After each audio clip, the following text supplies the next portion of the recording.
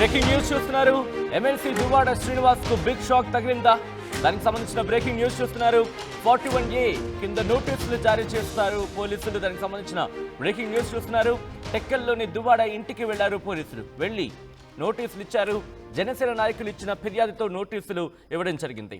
గతంలో పవన్ కళ్యాణ్ పై అనుచిత వ్యాఖ్యలు చేసిన దువ్వాడ శ్రీనివాస్ సంబంధించి ఫిర్యాదు చేశామంటూ కూడా జనసేన నేతలు చెప్పుకొస్తున్నారు. జనసేన ఆఫీస్ పై దాడి ఘటనకు సంబంధించి కూడా ఫిర్యాదు చేసినట్టుగా తెలుస్తోంది. బ్రేకింగ్ న్యూస్ చూస్తున్నారు. ఎమ్మెల్సీ దువ్వాడ శ్రీనివాస్ కి బిగ్ షాక్ తగిలిందా? 41A కింద నోటీసులు జారీ చేశారు పోలీసులు. టెక్కల్లోని దువ్వాడ ఇంటికి వెళ్లి నోటీసులు అందించారు పోలీసులు. జనసేన నాయకులు ఇచ్చిన ఫిర్యాదుతో నోటీసులు జారీ చేశారు. గతంలో పవన్ కళ్యాణ్ పై అనుచిత వ్యాఖ్యలు చేసిన అంశానికి సంబంధించి దాంతోపాటు జనసేన ఆఫీస్ పై దాడి ఘటనపై ఫిర్యాదు చేసినట్టుగా తెలుస్తోంది. మా ప్రతినిధి నాయుడు అప్డేట్స్ అందించేందుకు ఫోన్లో సిద్ధంగా ఉన్నారు. నాయుడు, 41A కింద నోటీసులు ఇచ్చిన తర్వాత ఎప్పుడు విచారించే అవకాశం ఉంది, లేదా నేరుగా అరెస్ట్ చేసే అవకాశం కనిపిస్తోంది అక్కడ? ప్రతి కథలకి కూడా గమనిస్తున్నారు. ఏ క్షణానైనా దువ్వాడ శ్రీనివాస్ అరెస్ట్ చేసేందుకు పోలీసులు మాత్రం రంగం సిద్ధం చేశారనడానికి ఈ 41 నోటీస్ ఇష్యూ జారీ మాత్రం ఒక సంకేతంగా చెప్పుకోవచ్చు సత్యం. రైట్ సత్యం. మొత్తంగా అయితే మాత్రం ఎమ్మెల్సీ దువ్వాడ శ్రీనివాస్ కు బిగ్ షాక్ తగిలిందా? 41A నోటీసులు జారీ చేశారు పోలీసులు. టెక్కల్లోని దువ్వాడ ఇంటికి వెళ్లి నోటీసులు ఇచ్చారు. ఇదే అంశానికి సంబంధించి జనసేన నాయకులు ఇచ్చిన ఫిర్యాదుతో నోటీసులు ఇచ్చినట్టుగా తెలుస్తోంది. గతంలో పవన్ కళ్యాణ్ పై అనుచిత వ్యాఖ్యలు చేశారు. ఈ నేపథ్యంలో జనసేన ఆఫీస్ పై కూడా దాడి జరిపిన అంశానికి సంబంధించి ఫిర్యాదు చేసినట్టుగా తెలుస్తోంది. రియాక్షన్స్ వస్తున్నాయి. రియాక్షన్స్ చూద్దాం. నా పైన ఈ నెల 18, 11, 24 సంవత్సరంలో నా మీద ఒక ఎఫ్ఐఆర్ ఫైల్ చేశారు టెక్కల్ పోలీస్ స్టేషన్లో. ఈ ఎఫ్ఐఆర్ తాలూకా వివరాలు ఏంటంటే, పవన్ కళ్యాణ్ని నేను విమర్శించానంట, ఆయన పైన చెప్పు చూపించానంట. మరి పవన్ కళ్యాణ్ని విమర్శనాత్మకంగా మాట్లాడినందుకు పెట్టినటువంటి కేసు ఇది. దీనికి పెట్టినటువంటి సెక్షన్స్ ఏంటంటే 153 clause A, 504, 5 class 2 and 509 IPC, section 67 of IT act. ఈ సెక్షన్స్ మీద నా మీద కేసు నమోదు.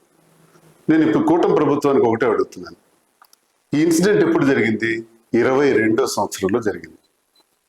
22వ సంవత్సరంలో నేను పవన్ కళ్యాణ్కి చెప్పు చూపించడం నిజమే.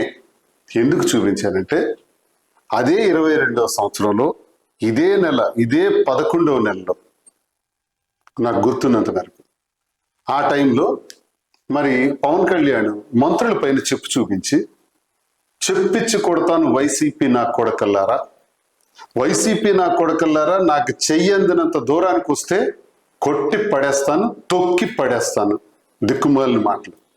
అలాగే నువ్వెంత, నీ బ్రతికెంత అని సాక్షాత్తు ముఖ్యమంత్రి గారు వైఎస్ జగన్మోహన్ రెడ్డి గారిని ఉద్దేశించి మాట్లాడినటువంటి మాటలు.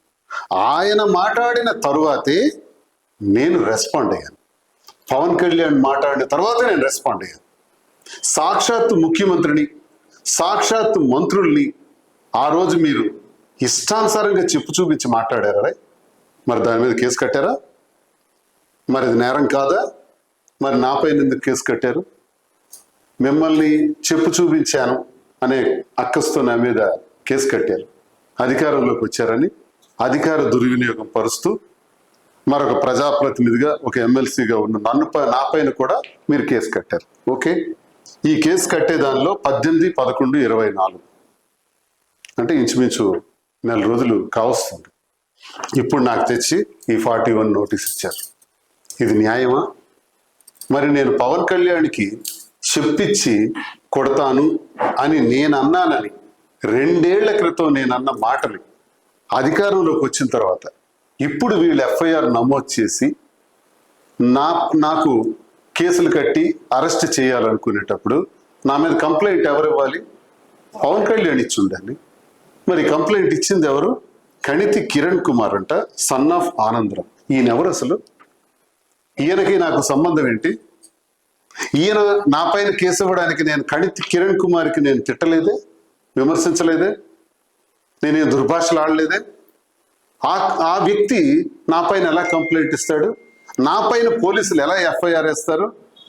ఎఫ్ఐఆర్ వేసి 18, 11, 24 వేసిన ఎఫ్ఐఆర్కి ఈ రోజు తెచ్చి 41 నోటీస్ ఇచ్చారు. ఏంటిది? చట్టాన్ని మీ చేతుల్లోకి తీసుకుంటారా? న్యాయం లేదా? చట్టాలు ఏం చేస్తున్నాయి? ఇష్టానుసారంగా ఇలా కేసులు కట్టి మమ్మల్ని జైల్లో పెడితే, మమ్మల్ని ఇబ్బందుల పాలు చేస్తే మేము భయపడిపోతామన్న ఉద్దేశంతో, నోరెత్తం అన్నటువంటి ఉద్దేశంతో కూటమి ప్రభుత్వం చేస్తున్నటువంటి దుర్మార్గమైనటువంటి చర్యలు. దీన్ని నేను తీవ్రంగా ఖండిస్తున్నాను. మీరు ఈ కేసులు కట్టడం ద్వారా మమ్మల్ని భయాందోళనకు గురి చేస్తారని అనుకుంటే, ఈ కేసుల వల్ల నేను వెనకడుగు వేస్తాను అని అనుకుంటే, ఈ కేసుల వల్ల ఇంకా నేను ఎప్పుడు మాట్లాడను అని మీరు అనుకుంటే మీరు భ్రమల్లో ఉన్నట్టే. ఇంతకు రెట్టింపు ఉత్సాహంతో మాట్లాడతాను. వాయిస్ ఇంకా గట్టిగా పెంచుతాను. డబుల్ ది వాయిస్ గట్టిగా మాట్లాడతాను. ప్రజా పక్షాన మాట్లాడతాను. ప్రజా గొంతై మాట్లాడతాను. జగనన్న ఆశయాల్ని నేను మరింత విశ్లేషణగా ప్రజల ముందు పనిచేస్తూ గట్టిగా మాట్లాడతానని మీకు నేను తెలియజేస్తున్నాను. ఇలాంటి కేసుల వల్ల అదిరేది లేదు, బెదిరేది లేదని కూటమి ప్రభుత్వానికి హెచ్చరిస్తూ కూడా తెలియజేస్తున్నాను. సరే, నా పైన కేసు కట్టారు, బాగుంది.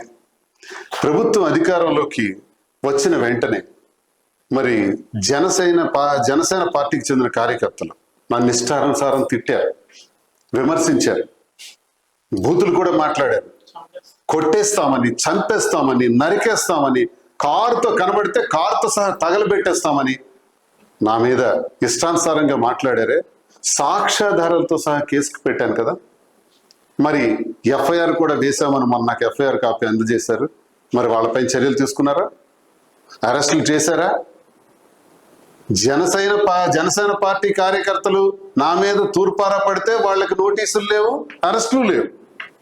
నేను 2 సంవత్సరాల క్రితం మాట్లాడిన మాటలకు మాత్రం నా పైన 41 నోటీస్, అరెస్టుకి సిద్ధం చేయడానికి ప్రయత్నాలు. ఏంటిది? మరి మొన్నను మాధురి కూడా చాలా రకాలుగా ఇష్టానుసారంగా మరి దుర్భాషలు ఆడితే తను కూడా 2 కంప్లైంట్లు ఇవ్వటం జరిగింది. దాని మీద ఎఫ్ఐఆర్ వేశారా? ఆ రసీదులు ఆ రోజైతే మాకు ఇవ్వటం జరిగింది. ఇప్పటికి కంప్లైంట్ ఇచ్చి 15 రోజులు అయింది. ఎఫ్ఐఆర్ ఎందుకు వేయలేదు?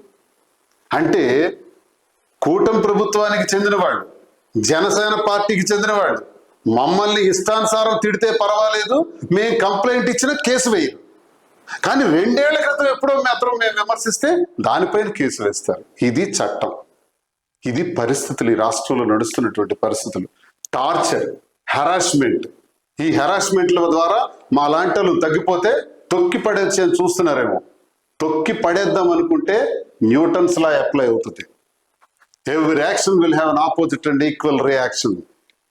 అంతే బలంగా మళ్ళీ మేము ఎదురుగా వస్తాం బాల్ లాగా. గుర్తుంచుకోండి అని తెలియజేస్తున్నాను.